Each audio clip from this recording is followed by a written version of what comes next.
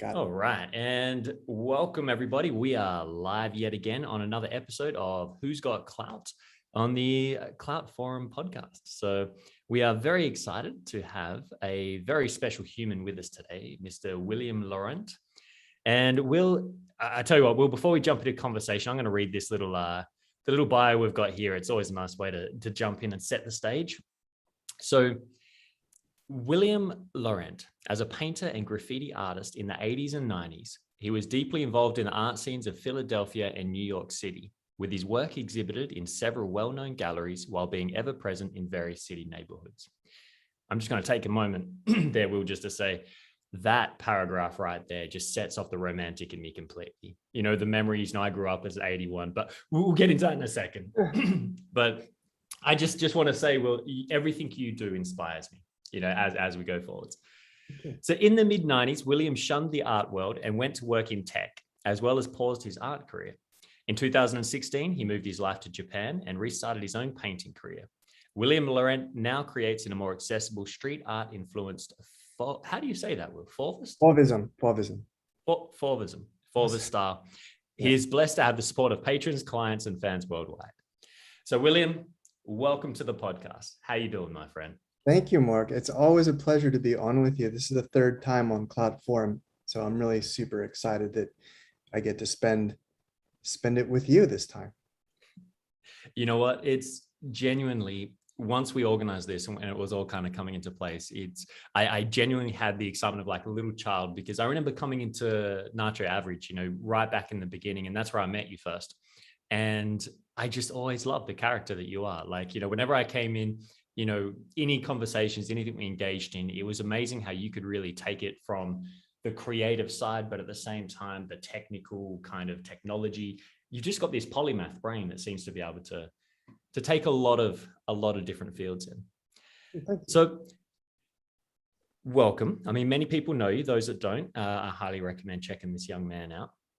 Now, I was thinking, to get started, we were talking a bit before, how did you actually come? Because you come from a very artistic background. You've got a lot of creativity. There's a lot of sun shining out of you, as we can see in your background. What is it that brought you to BitClout? How did you make your way here? Yeah, see the Teletubby? I like cute things. I do a lot of posts with stuffed animals too, because cute things make me happy. I was just looking around on YouTube and started to get interested in crypto, and was following some altcoins, and I really like a guy called Sheldon Evans. I'm sure that a lot of people have heard of him. He's pretty big in the crypto space. He shares a lot of knowledge, and I saw that, was doing a search, I saw that he was on a podcast, and they were talking about BitClout. Like, it had just launched, and this was on March like 23rd or 24th. And just something resonated in me. I don't know why, but I was like, I gotta check that out. I gotta get on there. And it was almost like this just weird force was just driving me to get on, because there's a million cryptos out there, right? And different things. But I just felt I should somehow get on. So it took me a few days to get on. I couldn't get on. Finally, March 27th, I think, was when I officially got onto BitClout, and I didn't sleep that night. It was just ridiculous because it was so interesting, and I didn't know what I was doing. So that video brought me there, and I had just caught Shiba Inu coin at the right time, so I didn't make a fortune, but I made enough money to take some risk and put a nice chunk in BitClout. So when people see, oh, this guy's coin price is high, no, it's not because I'm rich, it's just because I got really lucky, and instead of taking the profits, I just put it into BitClout, which could be a genius move or not a genius move. We'll see. I just, from March 27th, I just met a lot of amazing people within and I knew that intuitively, this is a really good platform to share my creations, to share. And I was sharing my art and my writing, because writing is as big or bigger part of who I am. And I was sharing the two together, and within 5 minutes on the platform, Arts like aped in and bought like 17 of my coins, or we're not supposed to say buy or invested, but obtained, or um, uh, but look, long story short is I have taught, I was teaching data analytics in Tokyo because I also have a technical background. And for many years, teaching analytics classes and teaching classes about data, how data is sourced, where it's moved, where it's stored, not only inside a corporation, but on the web. And I literally told my students for the last 4 years, get off of Twitter, get off of Facebook. And I had gotten off of Facebook. It's a waste of time. It's narcissistic. You don't need to give Zuckerberg your money. You don't need to give Twitter your money. So I didn't have a social media presence, which really hurt me, right? Like I think it's hurt me coming back and wanting to show my art and wanting to get eyes on my art because I didn't think I needed it. So here I was with very minimal Facebook presence, very minimal Twitter presence. And now here was a chance for me to sort of start over. And I think a lot of people we're in that same place. So absolutely. Yeah. Even as you say that, Will, that is exactly the process for me as well. It was an unwinding of social media and kind of disconnecting from Facebook. It was all getting too overwhelming. And I moved on to BitClout and saw exactly that opportunity to start over, to start fresh. And I deleted the history and started completely new on BitClout. So with that, Will, tell me because you're a great example of somebody who has come on fresh, who has come on that didn't bring over your following as such. So did you know anyone on BitClout in the first couple of weeks when you were there? Did you have some contacts that you knew were also using it? Or were you like in the Wild West, like exploring it on your own? Completely zero. The only people, and I remind Brian Krasenstein of this sometimes, the only people that I knew or had previous interaction with was the Krasenstein's brother, because we used to fight on Twitter. And I think they blocked me at one point. I mean, it was sort of good natured, but still, I was probably trolling them, whether it was deserved or not. I don't even remember. But those were the only two. So then I saw them. I saw them here on BitClout, and I was even more intrigued. And our relationship is very friendly and jovial now. So it was sort of ironic. But no, there was nobody on this platform that I knew or that had brought me on. It was completely foreign. I didn't know, I became quick friends with like Clay Perry, with a lot of people that are on Natural Average, and I didn't know them in the real world or had not even heard of them.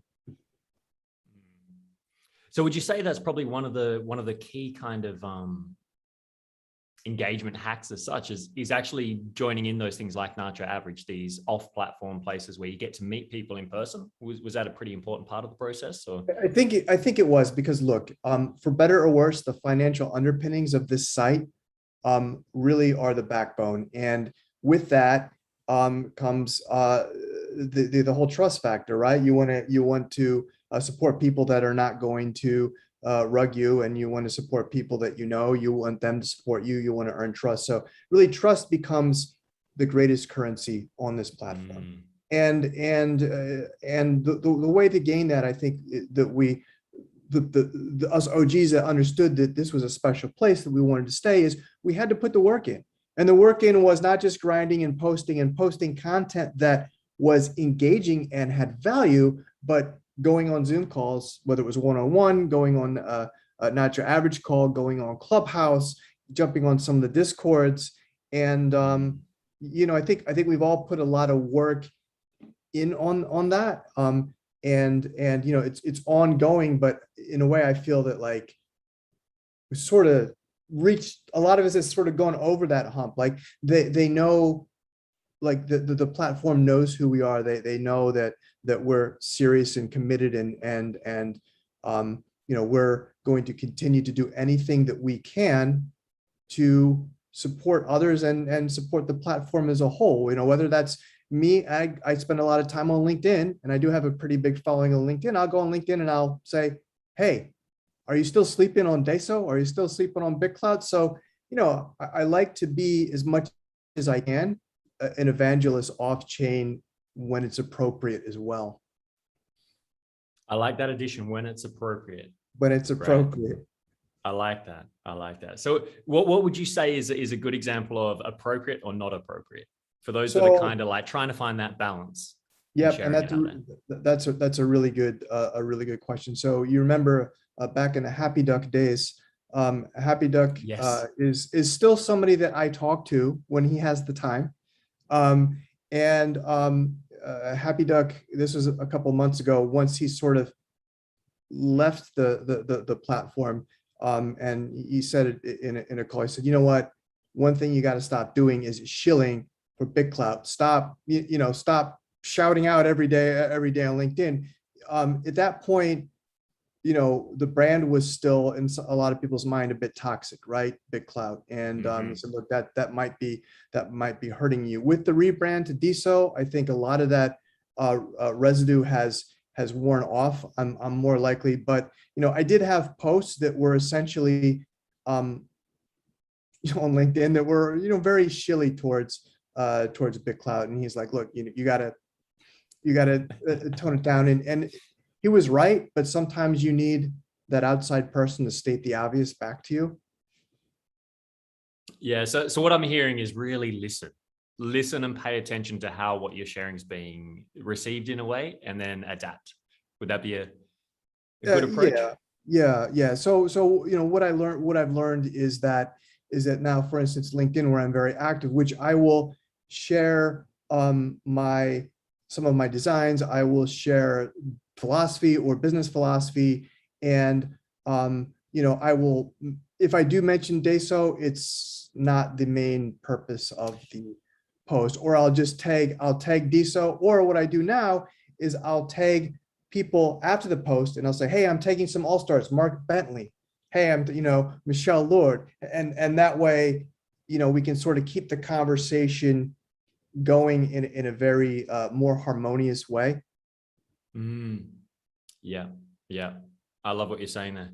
And I think it's such an important thing to bring into contemplation, people, right? As we're moving into this next phase where things are gearing up, we're going to get out there more. And it's a good contemplation of how we take things forwards. And you make me think, Will, of, how they're talking about wrapping Deso so that you can move it on other chains. In a way, it's almost like you're describing wrapping your promo, your marketing for Deso, but wrap it in good content, wrap it in what you love, instead of making it the front face. Yeah, that's true. And Mark, I think one day, if things work out like we think, or we hope will, us being early adopters on the platform, is that there will be a day where we'll be like, yeah, Deso, yeah, because so many people will be aping in, but not necessarily the time right now, right? And even some of the advice I got was, stop talking about NFTs. Don't mention NFTs, because I was mentioning NFTs a lot, and I've also pulled back on that and tried to just be a little bit more generalized. Because also, I have a large professional network of people on LinkedIn that know me from mostly my work in education and my work in technology. And I think some of them have been looking at me saying, wait, what's going on? What's going on with this guy? Right? He's lost the plot. He's lost it. But then again, I would counter that with thinking, they haven't done anything for me in a long time anyway, so we can't necessarily worry about what they think.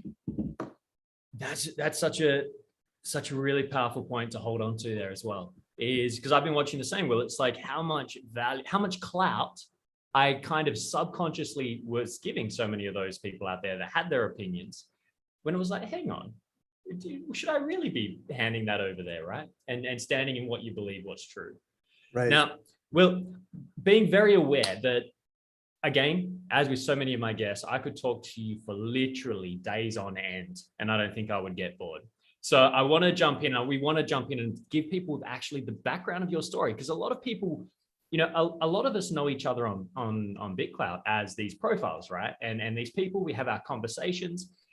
but often there's such a rich history behind every single one of us that that's really what we'd love to just kind of pull out Amazing, now. isn't it? People, how many dimensions everybody has. Yeah, it's true. It's incredible. And that is one of my massive, like, it's what I have such a passion for this platform. I'm getting to meet so many people like yourself that I don't know where I would have met you otherwise.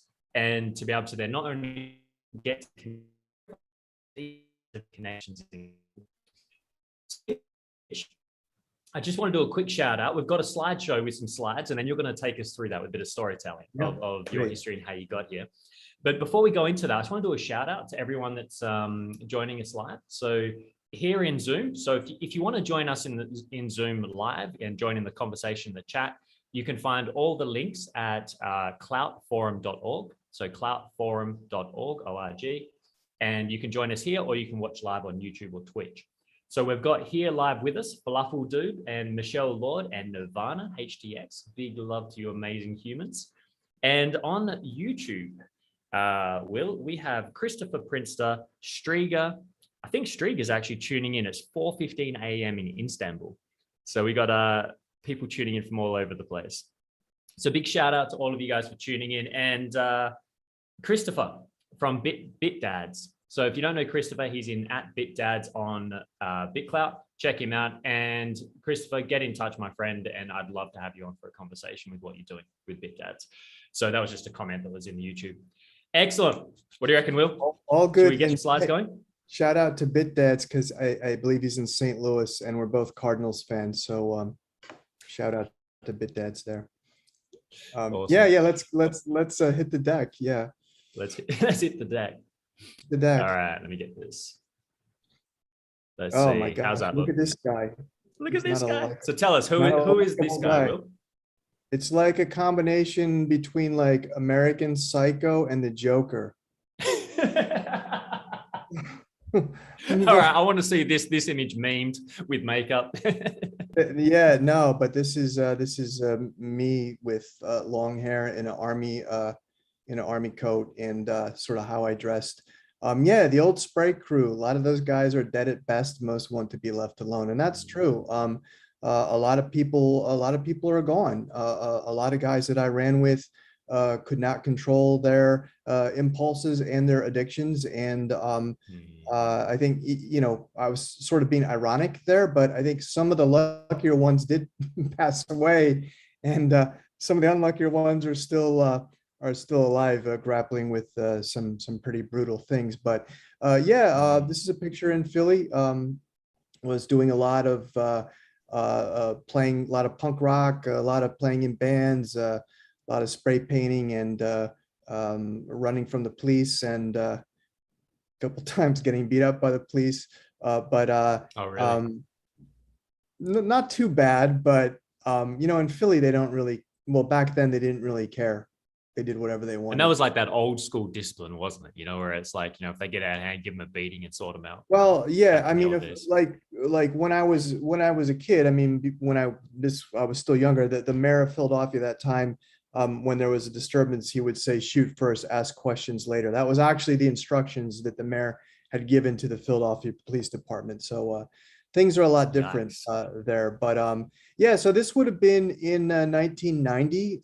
This is probably 5 years after I graduated from high school.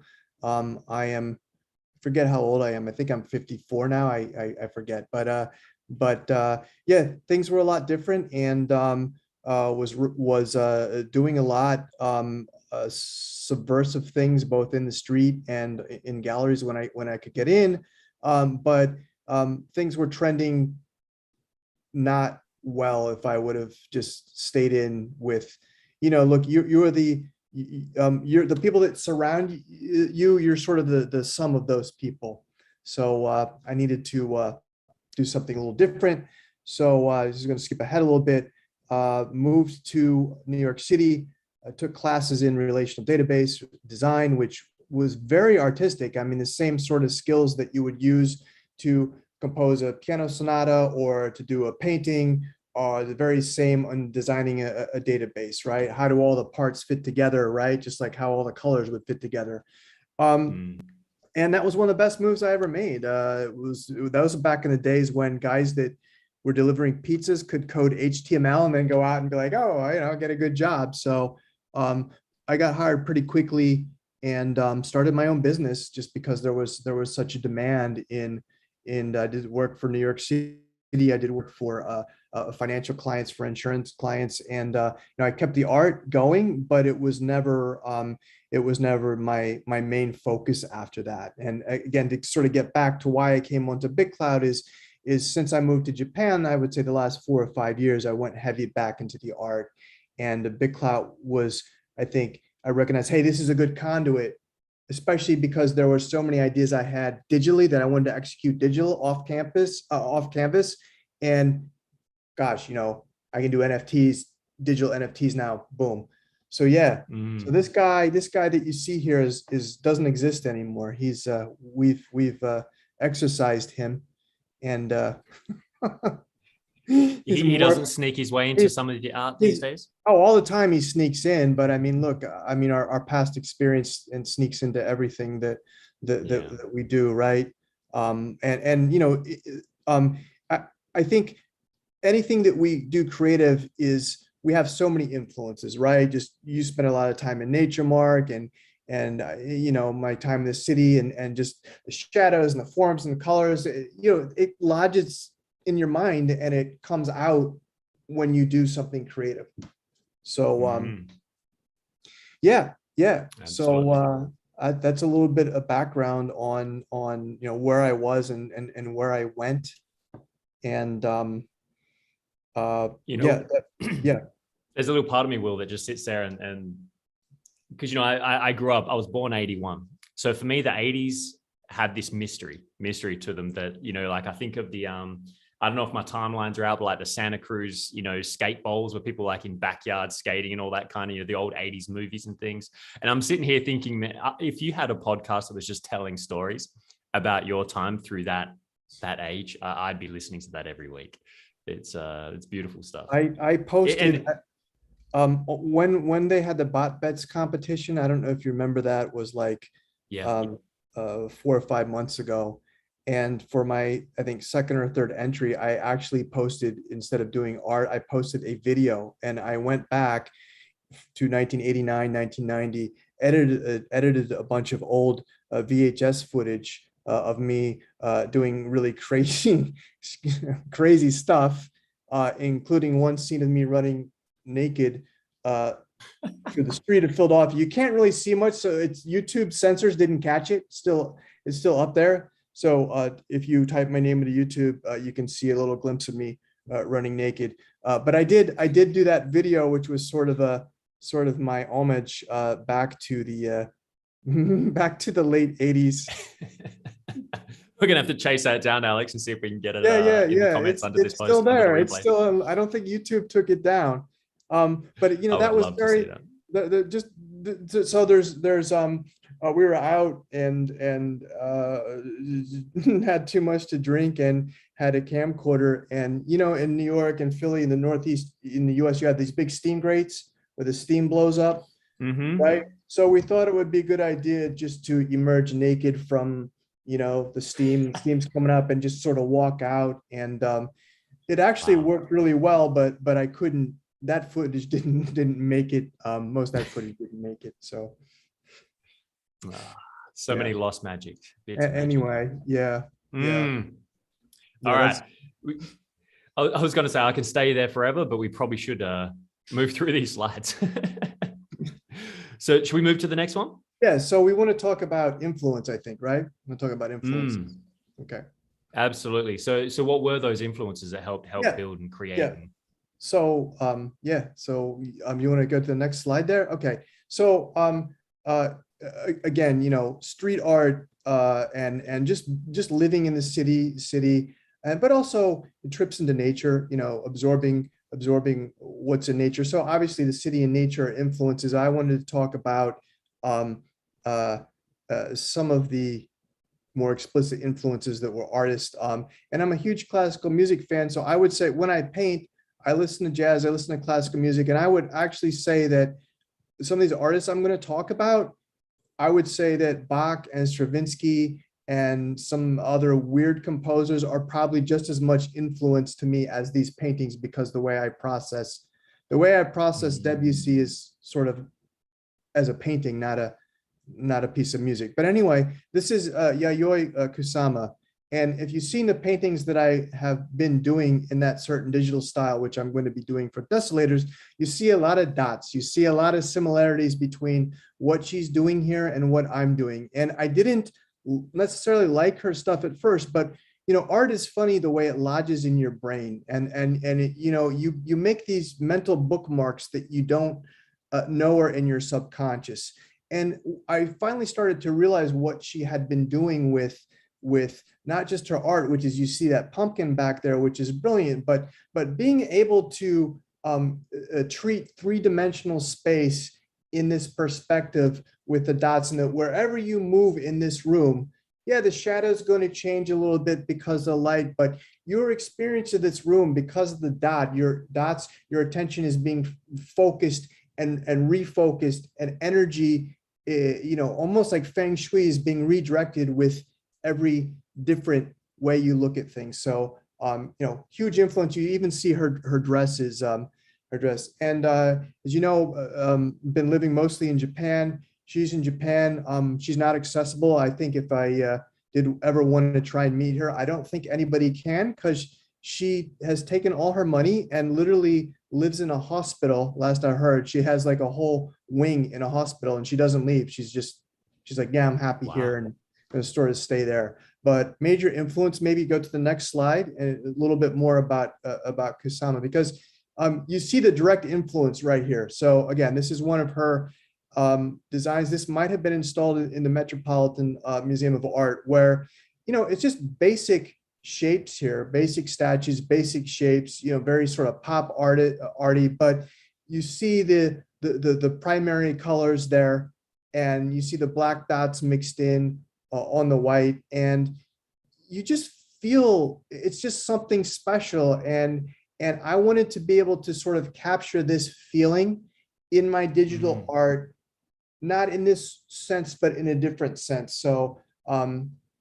this has been a big influence on me. And I think, again, it makes sense when you see what I'm doing with Desolators. I think there's one more next. If you go to there's one more Kusama. Absolutely. And so anyone who's watching, we're going to be announcing this Desolators towards the end here. So keep watching. We've got a little free NFT giveaway as well.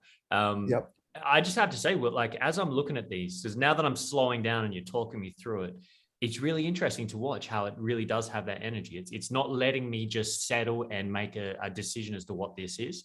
It's like my brain has to keep on looking, keep on processing and reimagining, and yeah, it's got a powerful movement in there. Yeah. So this is a few years ago, I was in Las Vegas, and I literally came across this in downtown Las Vegas accidentally. And I don't think this is Kusama, but I was someone that was deeply inspired. And what they did is they took 3M little Post-its, right? And cut out circular shapes and just pasted them all around this room. So you see they got the piano there and the chair and got the cabinet.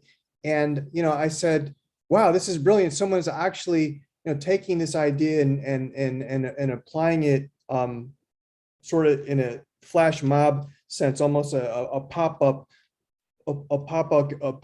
exhibit. And, like I said, I get inspired by things on the street. I get inspired, not necessarily what's in the museum, but what I stumble across just walking anywhere in a city. And this was one of the things. And when I saw this really, really, I think, resonated with me, and said, I want to be able to sort of capture that same vibrancy, that same energy in some of the digital art, and some things that I can't do on canvas.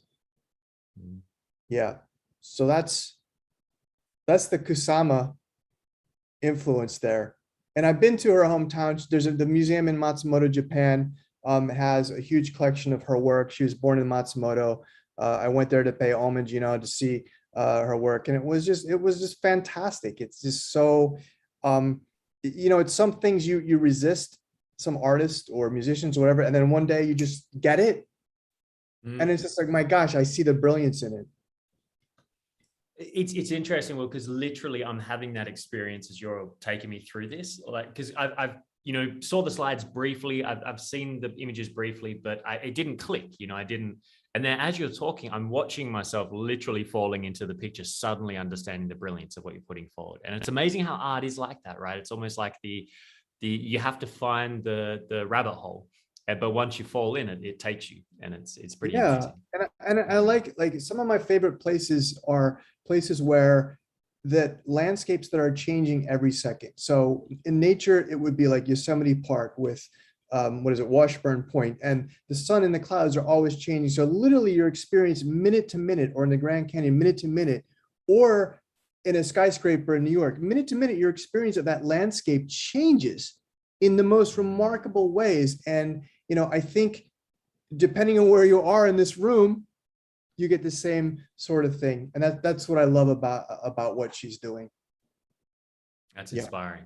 That's inspiring, my friend. So next, what do we have? I forget what's, okay. So here is another one of my favorite artists. So this is Vasily Kandinsky. And, Kandinsky painted, I think, more with geometric shapes, a lot more squares than circles. This is one of his more famous pieces with circles. And again, you see and technically he was a absolutely brilliant a painter. This is one of his more simple paintings, but you see the use of color here, and placement and form, and it all works. And not only that, but look at the texture of those colors. Look at you see the blue, you see the green, and the texture and the overlapping texture. And it's something that, if I ever get the time in my life, go back to canvas, it's something that I would like to attempt. Maybe we seem to have a bit of audio coming through. I think Alex needs to. Not really to. I don't want to do onboarding. Just a second. No questions about it. Can we mute Alex?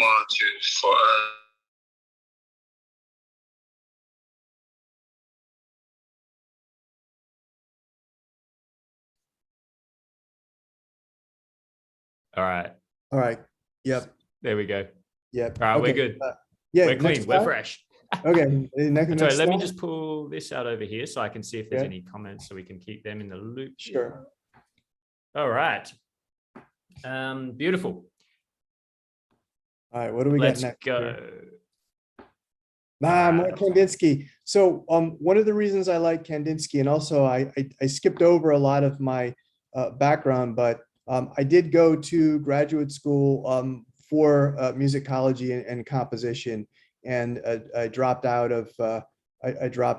before I got my master's degree. One of the things, I would always say I'm a better writer and musician than I am an artist, but that's a story for another day. But Kandinsky's paintings also, to me, are very musical. There's just something about this that is just very universal and very musical. And again, you see the shapes, you see what he's doing. It's just all about placement, about texture, about subtle shading. And I try and do the same thing in my desolators, telling a story with figures, but also those shapes and the circles around them really, really are helping tell the story. And I got to tell you, I might agonize over the placement of one or two circles for a half hour, because it makes a huge difference. It makes a huge difference just taking one away or adding one somewhere. So again, this is Kandinsky. Yeah. I was wondering about that process, Will, as the first thing that kind of jumped in my head as I saw this, because it feels like another wonderland that you can just kind of fall into here. And when you're placing that circle and you're trying to work out where to place it, is that like are you envisioning it inside your head, or are you actually like putting it onto canvas and moving it around, or how does that work for you? I go into a trance. So I'm gonna speak about the desolators, about the digital stuff, because everything has a different process, different methodology. For that particular thing, it's difficult. I almost go into a zone, and like Picasso said, it's one of my favorite quotes from anyone about anything. Picasso said, "I start out with an idea and it becomes something else." And it's so true. And then it's the ability to sort of go where that where the colors take you or the shapes take you. And maybe Mm. it's never exactly where you think that they're going to take you, but that's okay. That's your job as an artist when you make a mistake or when you do something that is unexpected, to figure out how to work around that or to keep going with that. So, Beautiful. yeah. Fantastic. Yep. All right. Okay. So now we get into, people ask me who my favorite artist, and that's impossible to say, but I always sort of say as a default, I say Miro. And this is, you're looking at two works of Miro here. And Miro's paintings just make me happy. They're so damn joyous and they're so whimsical, and they're just, it's such a mastery of line, of color, of shapes, two sort of very different styles here, but not really, I guess not really that different, but different eras. And you see, what he's doing here with just color and shape. I love it. And if you look at art and what it's selling for on auctions, Miro is consistently one of the most expensive artists to obtain. He'll go down. He has his own museum in Barcelona. He's still he will continue forever to be one of the giants of 20th century art, along with Picasso and all the others. It's incredible, like literally how you can just sit and explore and discover these pieces. You're opening my eyes deeper. Well, I'm really appreciating this exploration. Yeah, and everybody will get something different from this. And even, you'll come at this with a different, come away maybe tomorrow with something different from it. Yeah, it's really cool. And if you go back, and look at Miro's stuff that he did when he was younger, just like if you go back, if you go back and look at, people know Picasso as being this genius in Cubism. Picasso painted things when he was 14 years old that would shock you in their realism and the maturity, just absolutely technical execution beyond anything that you could imagine. And Picasso said, no, I need to learn how to paint like a kid. That's what I need to learn how to do. Well, so the same thing with Miro. You look at this and you think, well, technical, but no. He was absolutely an amazing technician. So yeah, I think we have one more Miro here that's a very simple. This is very famous, right? You've probably seen this on postcards when you go to a museum. And why is it so famous? Why do so many people love this? And I'll leave that to you. I don't want to play psychologist or art critic, but there's something in the way he used in this whole series he did, that he used that blue color, he used the red, he used the black, and that red is almost like a brush stroke. Miro was also a big fan of Japanese calligraphy. He went through a whole phase where he was doing Japanese. So it's almost like minimalist. Let me get that one thing in there and then ... It almost looks like if a Japanese calligrapher was, sort of wrapping up for the night. There's a brush stroke, and then the ink coming off his pen almost creates this mood, almost like this same thing as when the best scenes in Shakespeare are off stage, right? It's sort of the same thing with Miro. It's sort of like capturing something about the artist after the fact. And I'm reading into it, but I love it. It's fantastic. As you're saying that, it makes me think around this idea that, art is like a key, right? It's a key that opens us to like a stream of vision, consciousness, however you want to say it, which it's like it just opens you as opposed to tells you, which I think is really beautiful. Yeah. All right, fantastic. Yeah, I think, is that okay? So now we get into my stuff. This is a quote. Yeah, I mean, I don't need CNN to tell me what's going on. I can see what the art is on the street. I guess he, pretty much can capture the mood and capture current events, what someone is putting on a wall. I threw this is one of my pieces in here that you can see that I would say sort of a practice randomness where I have that graffiti style, but it's still, it's obviously a human form. It's not necessarily cubism. You can see a little bit of that Miro and Picasso influence there with the colors. So is it random? Is it intentional? It's sort of a mix of both. And then this put on that a background, which could, depending on how you want to look at it, could be daisies right there. So this is just a little sort of a sample of something that I think I'm taking away from Miro, and then taking away from some of the artists that we discussed, sort of distilling that subconsciously into this. I thought it was a good representation. Beautiful, man. Yeah. And I love that saying as well. I love that saying, I don't need a CNN poll to tell me how society is functioning, because it really is. It's like, it's go out there on the street and see for yourself, right? That's right. That's right.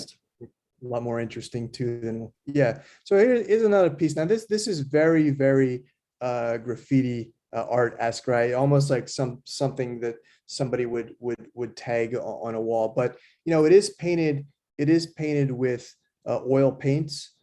It's painted with a special oil pen, right? That are, it's difficult to obtain. It's somewhat toxic. I've probably taken years off my life breathing in the fumes of that. But again, you sort of like, captures that style. You see like sort of the color of the skin on the cheekbone. It's almost something that you would see spray painted on the street, but after a couple of years of rain and snow, sort of getting that look. So it was intentional. So you have this sort of, brutalism and vibrancy, but at the same time, I spent a lot of time on this trying to get that feel, of that. This is a very New York, Philadelphia, Baltimore. It's a very Northeast kind of image. So yeah. anybody from up between DC and Boston would probably look at this and say, yeah, I get this. And recognize that. Recognize what I'm trying to do. Yeah. So next slide. So this is canvas stuff. Hey, Will. Yeah. Just noticing with the time wise, we've got another 23 slides. And we're 45 minutes in. I was just sitting there thinking we could sit here for literally 3 hours and enjoy this. So just thinking, because we do need to announce the desolators, etc. Okay. How do you want to play it? Should we go through quickly, or you want to jump ahead a little bit? Or let's literally, can we just like let's see, we'll go through next, because I just want to get speed run it. Hey. Yep. Keep going. Let's keep going. So here's one. I like this. Yeah, we'll keep going. You know what? Let's just get to the digital stuff. And you see, this stuff's not pretty. Some of it is quite violent. But again, it is social commentary. This is that is sort of like influenced by Laguerre. Okay, so we'll get to the digital stuff. Maybe keep going into the, because I want to talk about. So now we're getting, so this the last one that you just passed up, the two women arguing, that was actually used on the cover of Bits Today, and that NFT, I made 20 of these NFTs, and they were all collected when they came out, which was really cool. And you see the banana as a signature, the banana hair. So all of these that you're seeing are 100% photos, even those shapes. Maybe if we skip down a little bit. Absolutely. And just want to do a big shout out to Bits Today, because I remember that episode. I remember when you had that banner up. Awesome. Yeah. And by the way, Alex is a great idea. Will, are you open to us putting a link to this this spread, this PDF, so people can go back and take some time to enjoy it after the replay?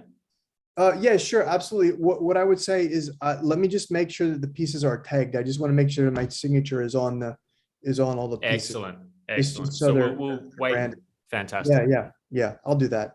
Maybe we can skip again all photos. Everything here is a photo, skipping. So this also was released in a series of 10 NFTs on Clout. They're all sold out. This really quick. I did 2 of these. One of them was bought by Clout Papa, which is Diamond Hand's NFT account. which I hear that was his account to collect NFTs. So I'm kind of honored by that. I think this is one of my best pieces in this style. Maybe we can keep going here. And again, these are all, again, everything that you see, there's still one of these available. Everything that you see in this is a photograph, right? Nothing was digitally made. If you see the shadows, look at the arms. It's like, I couldn't do that digitally. I'm not that talented and I don't have that much time. What I will do is I go out on a photo shoot. I wait till the sun is at a right angle. I look for days that are a certain overcast. And that's when I'll go shoot because I know what types of angles I get. All these shapes, that the shape of that arm, that is actually a piece of exercise equipment from a children's playground. That photo was cropped and put in here. So maybe we can skip ahead a little bit. That's incredible. Because I was wondering when you said that, I can recognize the fruit, but I was looking at those shapes. Yeah, you got grapes and bananas there. Skip ahead maybe a little bit more. One more. Yeah, again, so here, this one, actually this one. Sorry. The next one. So you can see here, again, we don't have too much time, but there's a lot of parallels between this and things in the 20th century art that influenced me. This is someone that's a little bit confused. They don't know which path to take, and you can see that confusion and things are implied. I mean, the arm is up to the mouth, but there's no really any connecting arm. So your brain fills in the rest. I'm very, very interested in what I can do minimally, or I can do in a few shapes and say, oh, Mark Bentley's brain is just going to fill in the rest of those things. And this one is still for sale, not on Desolators, but on my personal account. When they do make it available to transfer NFTs, I will transfer anything in this style over to Desolators. So if you go, how much time do we have? Like a minute left? You go forward here. Let's just go forward. I just want to say I love this one, man. So this one, the colors are a little bit off here, and this one is a little bit older. But for the NFT giveaway, is very similar work to this. And if you go to Desolators profile, you will see the one that is available for giveaway. So we're going to give one to Clout Forum. I'm going to give one to a lucky NFT winner, and the other one will go up for auction. And then maybe, I think we have one more after this. I tell you what. Oh, there we go. While we're talking about the NFT giveaway, let's do that shout out right now, Will. Because absolutely. So as you were saying, Will, this is the one that's going to be given away. Yeah, and there's a caption there, right? It's just, everything's got to be a story, right? So I love the people that do generative art. I love the cartoons, but it's not what I do. I want to tell a story in art, and maybe it's sad or funny or whatever. But she's saying, we're not taking your mom on a cruise, and I've given you just enough there to work with that you can sort of fill in the blanks. And make sure when you're watching this, looking at it, explore it. Like you can see the hair, these little are they not pine needles or some leaves? You've got the bananas there. It's like now you're going to have me spending all day with my son trying to work out how you got these shapes. And we're going to be sending you messages going, all right, well, was that a playground? Was that this? the hair, actually, that was taken in Union Square in New York a few weeks ago. Wow. Yeah. So it's fresh. This is fresh. It's fresh. It's fresh. Is there one more after this? I think there's one.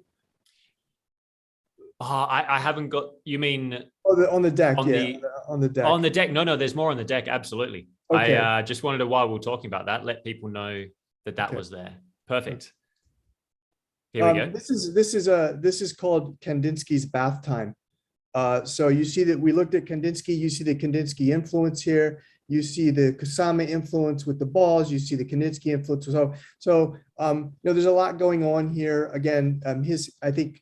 The mom's hair is bananas. His hair is leaves, which I shot up in the mountains in Hakone, Japan. And is she telling him that he has to take a bath and he doesn't want to take a bath? It's sort of for the user to figure out. And I might spin a little more of a story around this, but And that duck that you see down there was actually Mhm. taken from my parents' swimming pool in Florida. So, but it's all Do these photos. stories get included with the It- NFTs?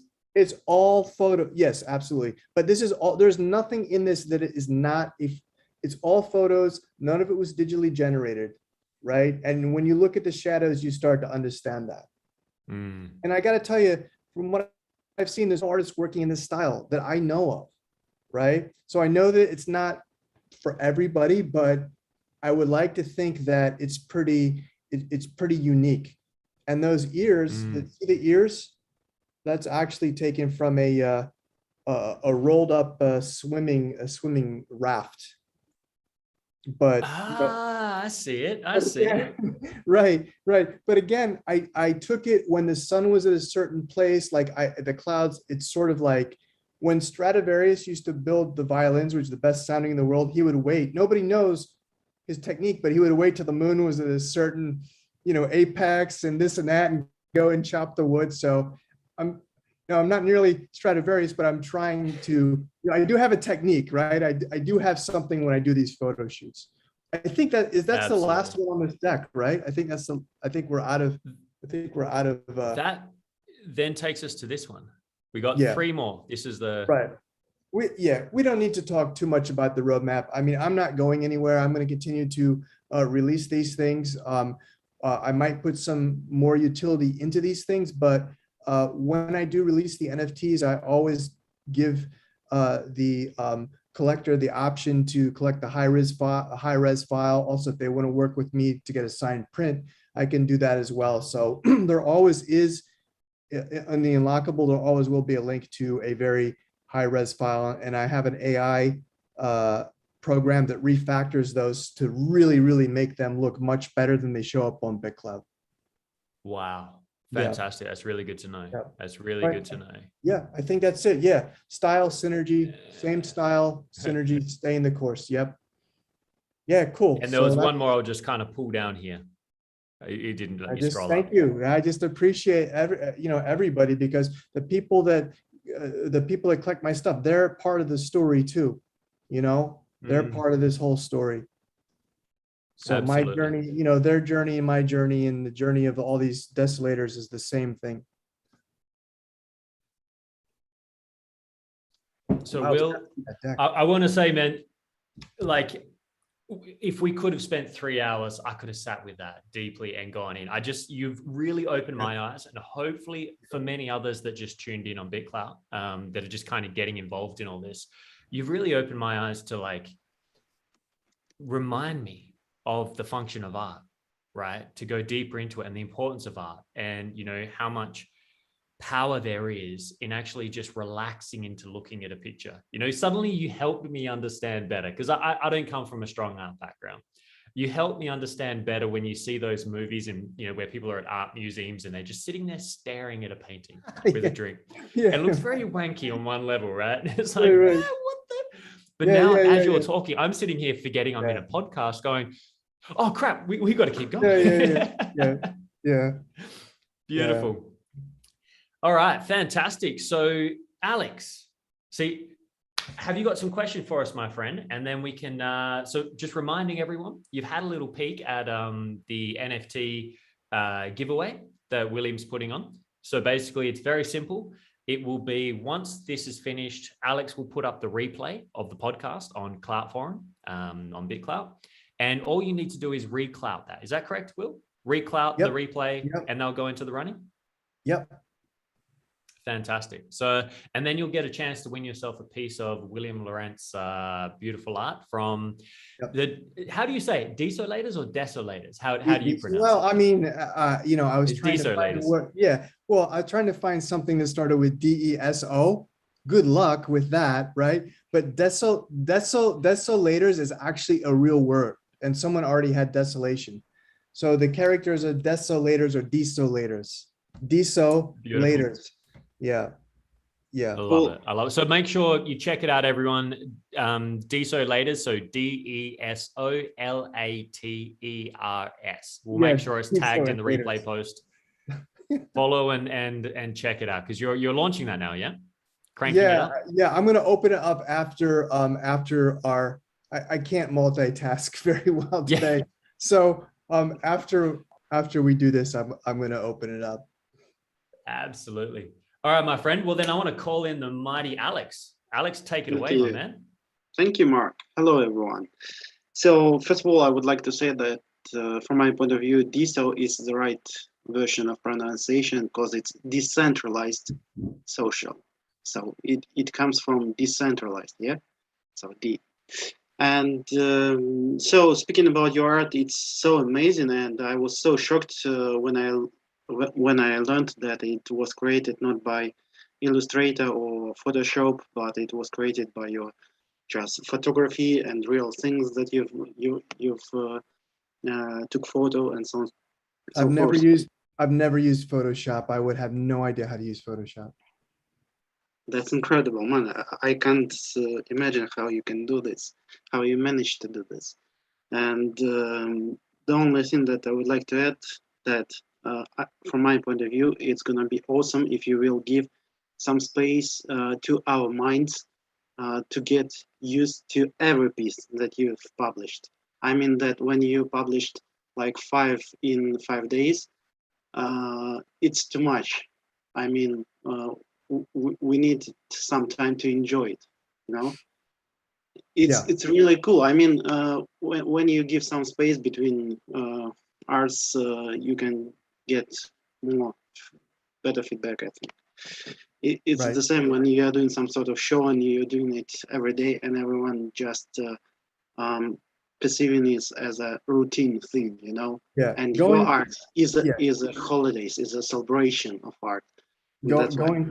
Thank you. Yeah, I mean, going forward, obviously no, but I wanted to do a little bit of, marketing 101 drip content and just for like 4 days sort of and let people, sort of FOMO a little bit. So agree 100%. Yeah. And who's got the time, right? So to produce, yeah, thank you.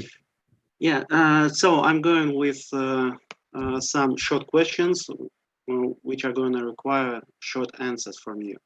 And then I will have 3 questions that we'll discuss together, and I would like to have Mark to join us for this discussion as well.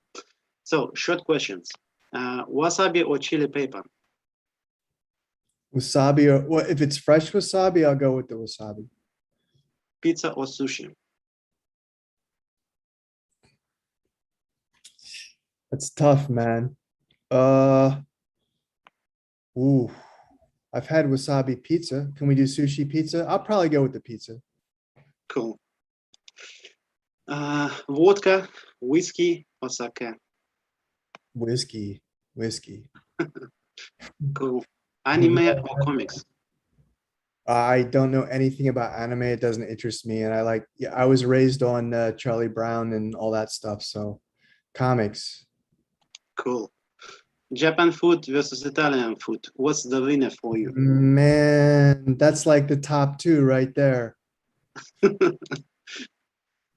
I would say for taste, I would say Italian food. For health, so just being healthy would take Japanese food. So it depends. If I'm in Japan, we'll say Japan food. If I'm in the US or wherever, I'll say Italian food.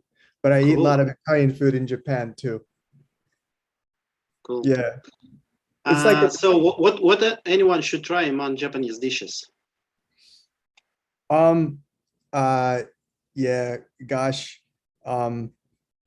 It's a good question. I don't have an answer for you right now. I don't Ramen or something like this. Yeah, no, that's too obvious. I don't want to go to the obvious. Okay. Could you answer to these questions in your next post? I mean, after the I will. I mean, we'll stick to sushi, right? If you haven't tried the fish eggs, not the small ones, not the tobiko, but the actual, it's called ikura, and it's actually salmon eggs. They open up the salmon and scoop out the eggs and put it on top of a piece of rice, and with some wasabi and soy sauce, it's really good. If you're on a low cholesterol diet, you don't want to do it. Cool. Thank you.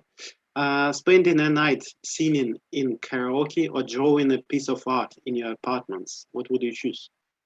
Yeah, I don't like people that much to be doing karaoke all the time, so I'll have my glass of whiskey and some nice, Beethoven Yeah, and a piece of art. Yeah, that's much better. yeah, that's cool. So I'm wanting on now we that are too. going I do to like people. Sorry, I just don't, just the idea of doing karaoke instead of, that's all. yeah, totally got you, man. So now we are going to some questions where we can explore things. So who would you want to be by your side if the next full lockdown will be launched, and why? Uh, could it be like a fictional character or a real person or Whatever, whatever, whoever. yeah. Um, I don't know, like next lockdown, I'd probably want somebody back in time, right? That I Mhm. could collaborate with on music.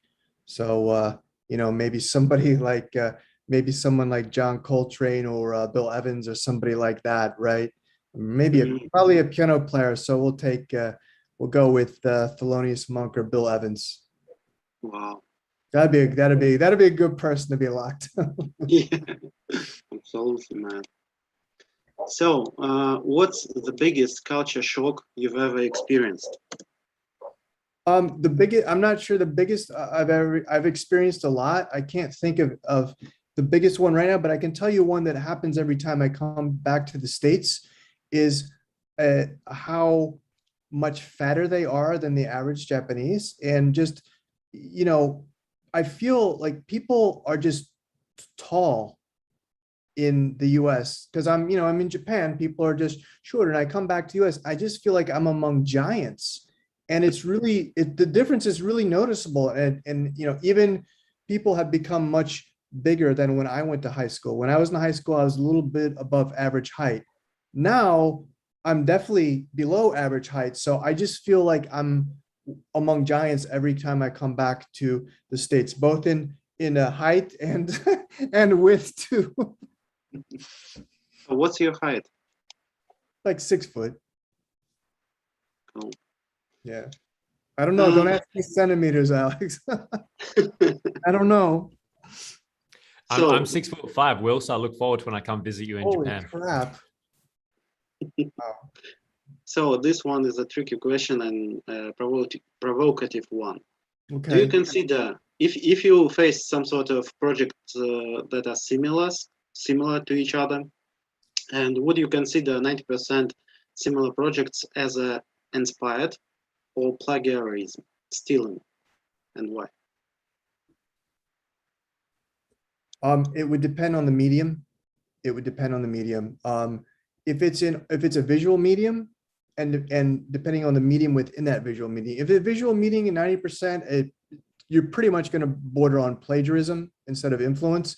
If it's music, I think you have a lot more flexibility. Why is that? That is just based on the nature of what these art forms are. What is music? Music is sound in time. What is art? Art is form in space.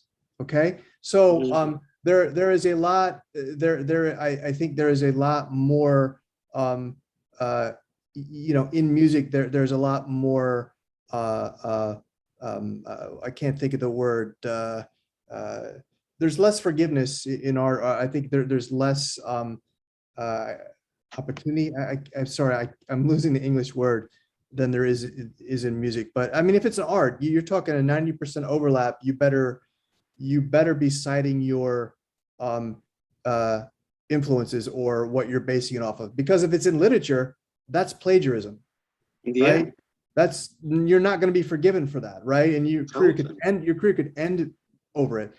Why is it that in art we are a little bit more forgiving? And that's a really philosophical question that we could get into for hours with Mark. But yeah, Just, Got you, just man. quickly, Alex, before we go forwards, can you say that again, that quote? Music is sound in time. right. And what was the second part? Art is a Space. form in space.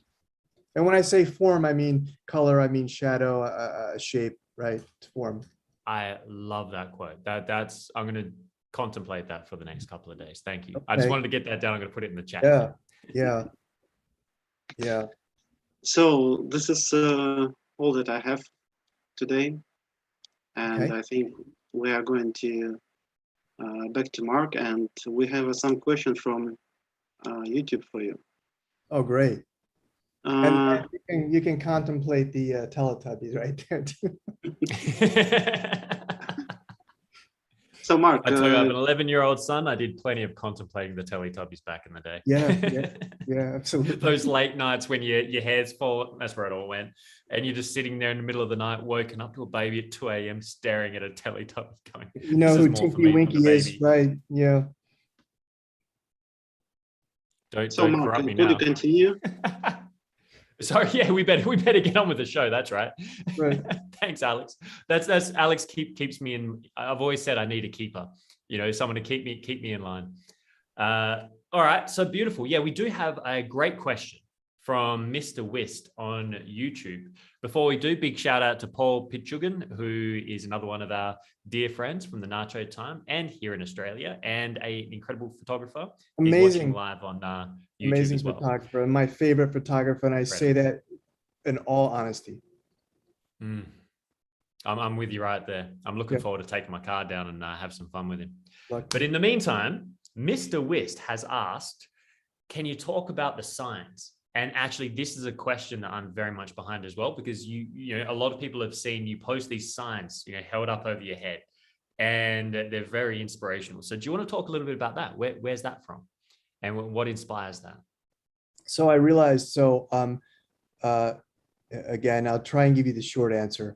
And it's not so much about me, it's just, when I first came on to BitClout, like I was saying, I was showing art and I was doing philosophy with that. And it resonated with a crowd of people that were older, and most of them are not on the platform anymore, right?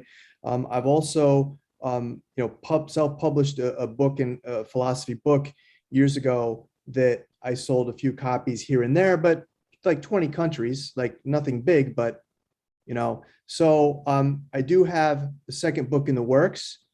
But so I was posting little bits of my philosophy on BitClout, and I realized that it was still too much for people, too much to read or whatever. It's just, you know what? If I really want people to read this, I'll just do I'll do signs. If I put something on a sign, people will read it. If I go out in the street right now and hold up a sign, everyone's going to read it. Why? I don't know. There's something about human nature that will read from signs. If I hold the sign like this, it will resonate less than if I hold it like this. The way that your brain works is that the brain processes someone doing something like this as more important. So I've studied body language, I've studied things, and there's different directions I might go with the signs. Maybe I'll do an NFT that does a year's worth of signs, in one picture. And I do have some other plans, which I'm not going to say, but I'm enjoying it. And at this point, there's enough attention on the signs that if I want to put out a message that I think is important, for instance, there's a person on this call, I see her up there. There's a person on this that should be verified. And I would love to just have a sign that says, verify this person. And, let's see if we can make it viral. So, I'm doing these on LinkedIn too. It's not just BitClout. I have, I have some plans, and I'm learning as I go. I don't know. That was a totally circular answer, but. No, that was perfect answer, Will. That was perfect answer. And you opened my mind up again to even contemplate the difference between the sign here. You're absolutely right. Like every one of your posts that has gone on with that sign above your head has demanded my attention instantly. Always had me pay attention and read your sign whenever that post goes past. So yeah. That's a great tip. Anyone watching, think about these things when you're sharing out there, because we are in the Wild West. It can be challenging to be seen at times. So we got to get creative. We have to get creative and think outside the box. If you look at, there's a guy, he's called Guy with a Sign, and he stands in New York and he holds a sign on the cardboard, and they're humorous and they're really good. I'm not really going for humor. I'm more going for philosophy. So I don't see what I'm doing as a ripoff or a derivative. I think I'm doing something very different. And And I do it on poster board. I mean, I do it on good stuff, you know. you put a lot of love into it. And I'm that's putting that a fine little, line, right? yeah, you know, Between I'm putting a little money into it. I'm doing it on nice paper. you're not just printing off in Times Roman, I'm not but just grabbing a cardboard box and, you know, scribbling on it. which would have its own class. But I Right. think that's that fine line, right? Where I think as a society, we're going to become more nuanced as to when it comes to plagiarism, because at the same time, it's that open source movement where we can't say if one person has put a sign up, no one ever can again, right? It Right. has to be that uniqueness. There has to be unique energy, a unique intention, or something, Right. in its way. So moving on to another question from our beloved Nirvana. Nirvana has asked, Will, can you tell us about your stuffed animals? Yeah. Yeah. I have one of my favorite. Hold on. This is grapes. This is big grapes. Oh, he's getting cut out Yeah, by there the. you go. This isn't big There you grapes. go. There he is. I mean, I have a daughter. She's 17 years old, but she wasn't always 17. So when she was a little kid, we started collecting these Beanie Boos, and they're adorable, and they have, you know, big eyes, and I love them. And I sort of just got hooked just from getting them for my daughter. So I started just getting them for myself and putting them lately, just putting them in cute little poses, not for any reason other than it makes me happy. And I like cute things. And there's, you know, they cheer me up. So, but there's Yeah. no, there's no other intention behind it other than it's just something cute. And I'll post them in a pose and put it on LinkedIn and pose it from like a business perspective. They're trying to solve a business problem. So I am getting creative with it, but I just like collecting them. That's awesome. And you've got Nirvana saying, yeah, she loves them and makes her happy too. Good. Well, and she loved the poses you put them in. And good. Michelle Lloyd is saying, "Aw," or is that "aw"? Exactly. Awesome. All right, Alex has a question to sneak in here. What do you think about the position of artists on DSO? What would you like to message to artists and core team about it? Yeah, I mean, don't expect to be appreciated in the way that you think you should.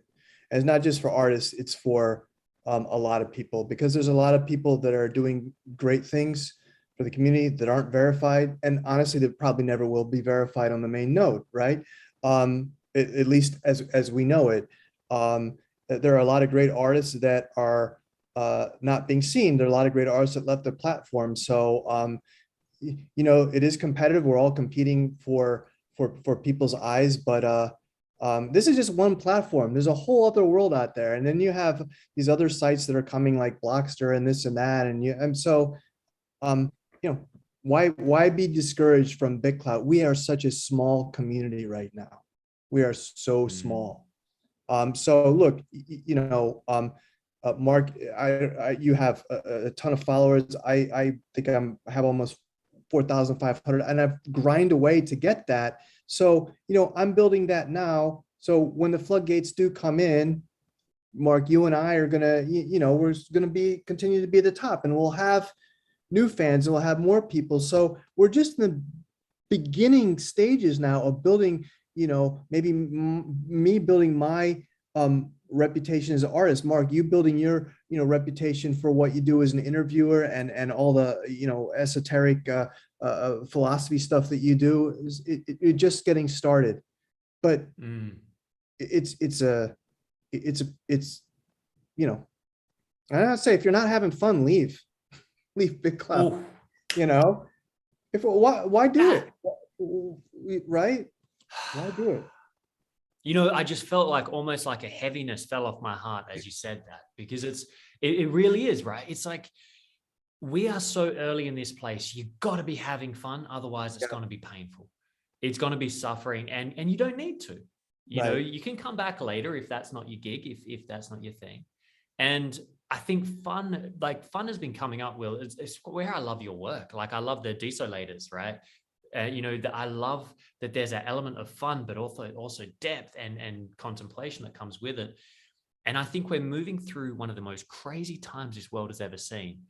And for me, my lifeline, the thing that just keeps whispering in my ear, have fun, have fun. Right. It's like, oh, but I can't have fun. The world is like, you have to have fun, right? Otherwise the world will collapse, right? Yeah.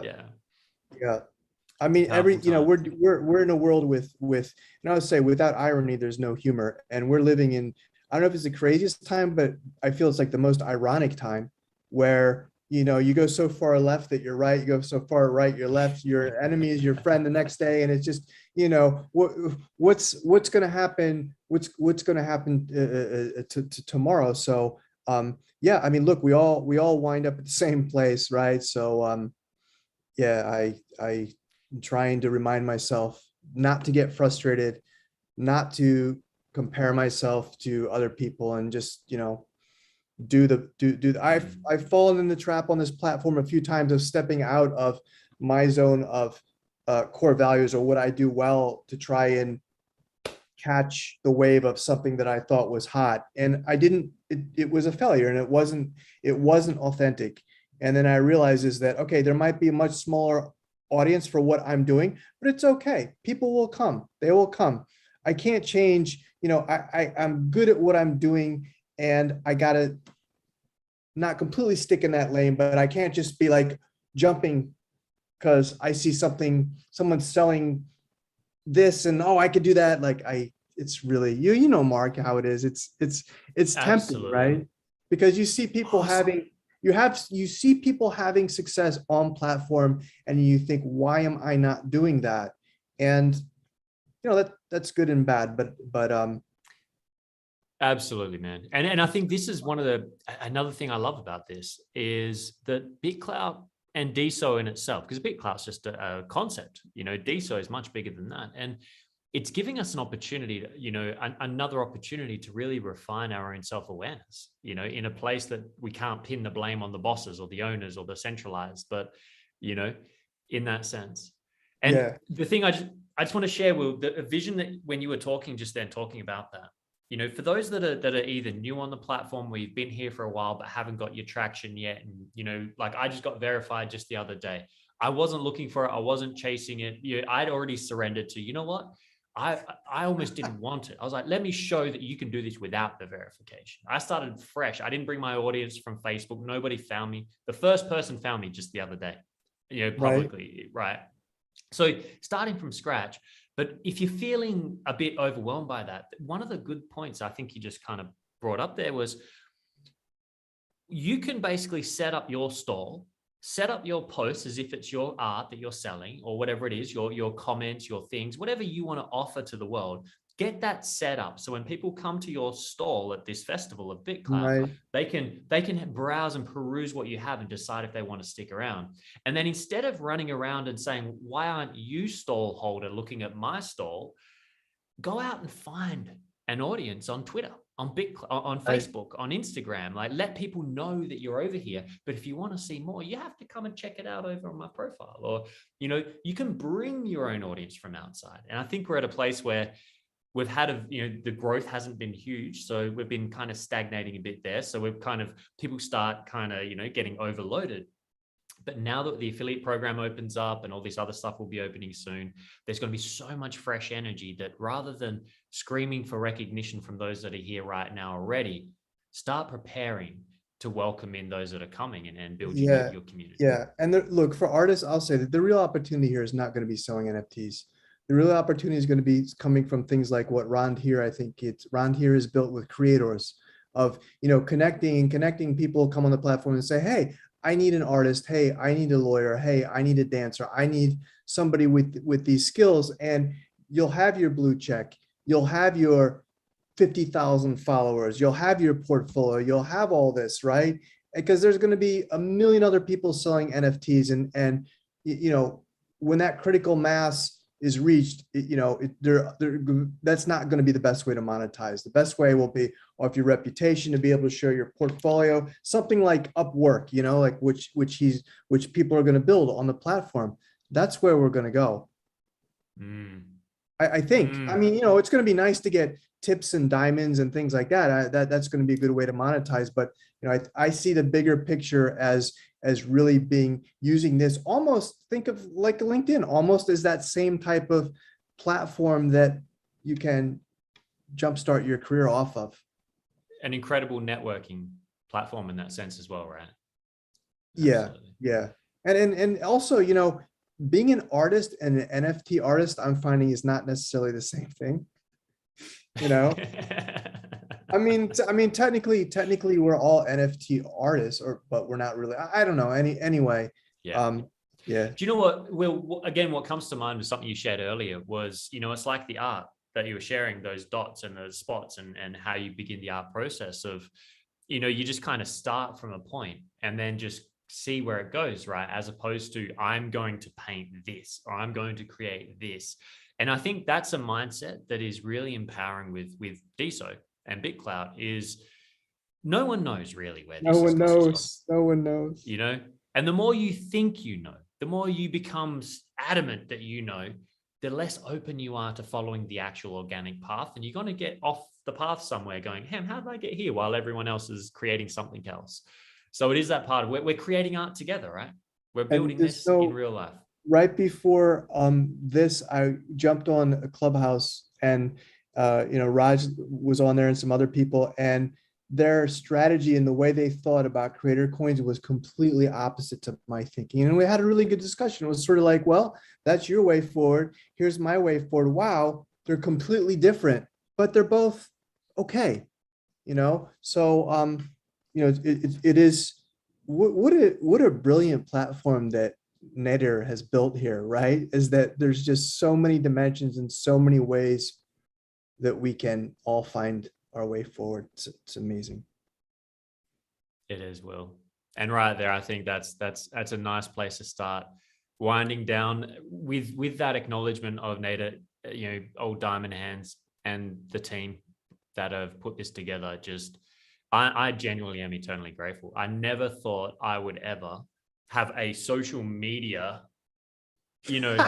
symbol, I call it, not logo, symbol, right? I never in my life, that is the last thing anyone would have ever expected to turn up on my arm.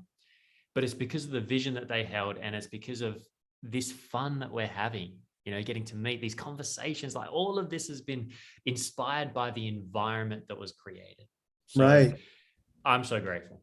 Yeah, absolutely. We're all blessed. And for everyone that makes it. Yeah, we're all blessed. Beautiful. Yeah. So, Will, just to finish, everyone that's tuning in, if you tuned in halfway, by the way, big shout out to everyone watching live. Paul did say that's what so he was just putting in some comments, but one I did want to read out. Some days are a grind, but for the most part, I'm just having fun with it. And I think that's a good realistic idea. Is it's not always going to seem like fun. Sometimes it'll feel like a grind, but you can have fun with the grind. Beautiful. So now I'm just going to do a quick little screen share here again, just to remind everyone as we're closing up. Let me rearrange my very professional screen sharing magic here. Here we go. So I just want to bring up your profile. So if everyone should want to, after this conversation, follow the mighty William Laurent. You find him. Here's his username. You can see 4,400 followers, my friend. And go hit the follow. This man has a lot of beautiful stuff. It's really fascinating watching your feed. You're one of my favorites for sure. DSO Laters is launching.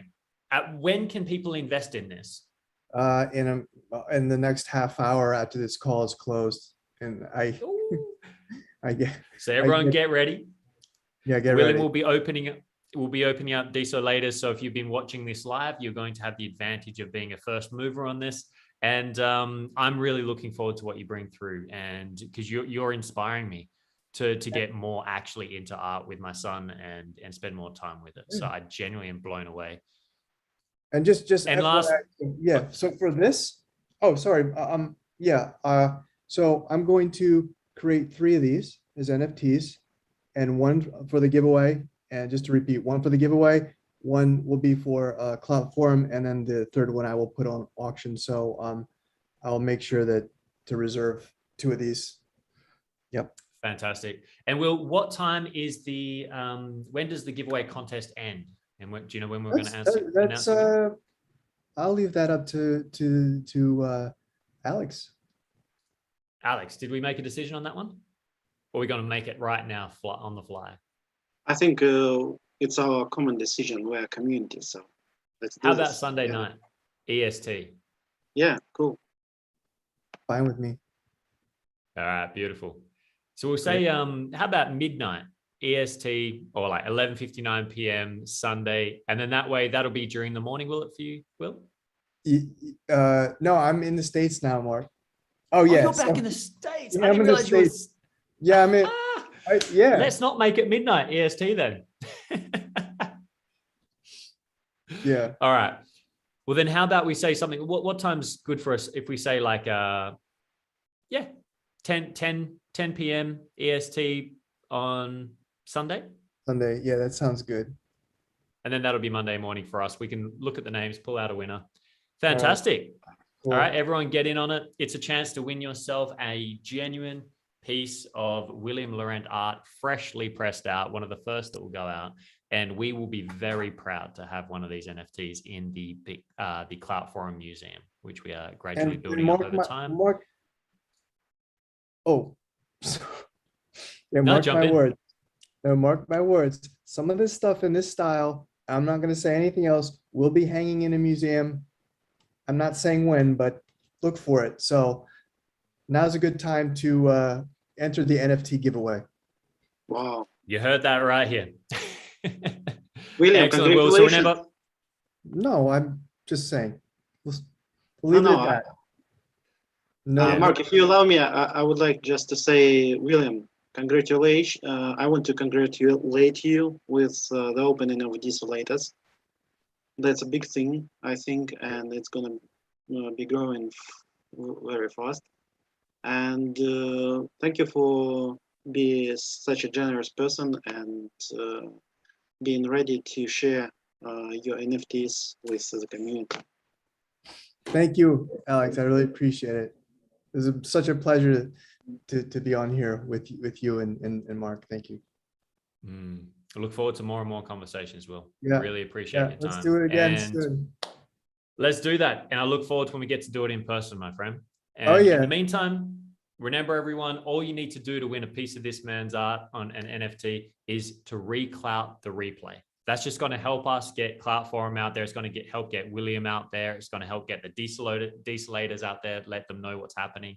And it just adds some more energy to the platform. So anything you can do in helping to like, share. If you got any more questions for William or any of us, chuck it in the comments. Let's get some engagement, have some fun with it. And we'll see you in